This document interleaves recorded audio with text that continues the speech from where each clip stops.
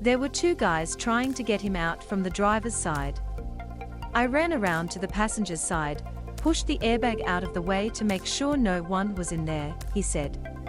It didn't occur to me that the guy who cut me off was the one upside down. All I could see was legs, he was upside down. It didn't look like he had a seatbelt on. A photo of the crash. Keni Vukici. Mr. Vukici then joined another man in helping a 53-year-old woman, who was hospitalized with minor injuries, out of a third smashed car. At that point, the SUV had caught a light, so we helped move the driver, who was semi-conscious at this point, slightly away from the car, he said. We actually had to hold him down at one point.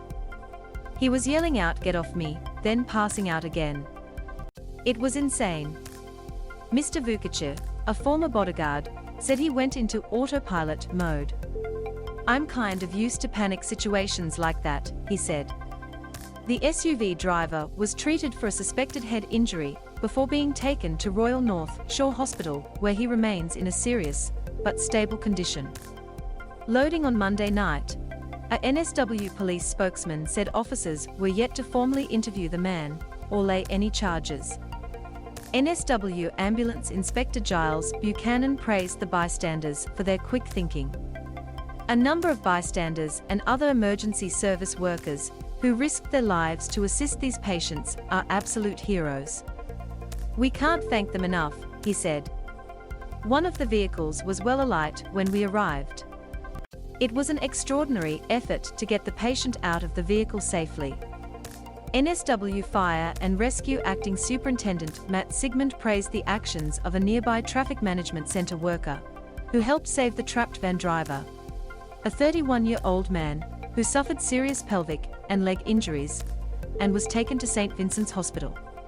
One of the traffic commanders came up to the incident in the very early stages because he heard it and actually dragged the van that had the person trapped in it away from the other vehicle that was on fire, Mr. Sigmund told the Today Show.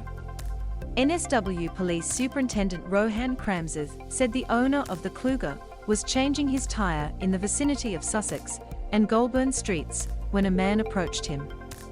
There was a short scuffle which ensued, and then the male, who was asking about the Kluger, got into the Kluger and drove it away, and then headed towards the Harbour Bridge. It's extremely confronting, and I can only start to begin to imagine what the other drivers would have witnessed and experienced when they saw that vehicle coming towards them, Superintendent Kramzes said. Mr. Vukici denied he was a hero, saying his actions were nothing special, and said the driver deserved saving despite his alleged actions. There's a responsibility, a duty of care to make sure he's well enough health-wise to stand in front of a judge to be accountable for it, he said. Whether he's a good guy or a bad guy, you've got a duty of care to make sure he doesn't die at the scene. Who knows, this might be a massive watershed moment for him, and he turns his life around and turns into a Mother Teresa. You never know what triggers people in this situation.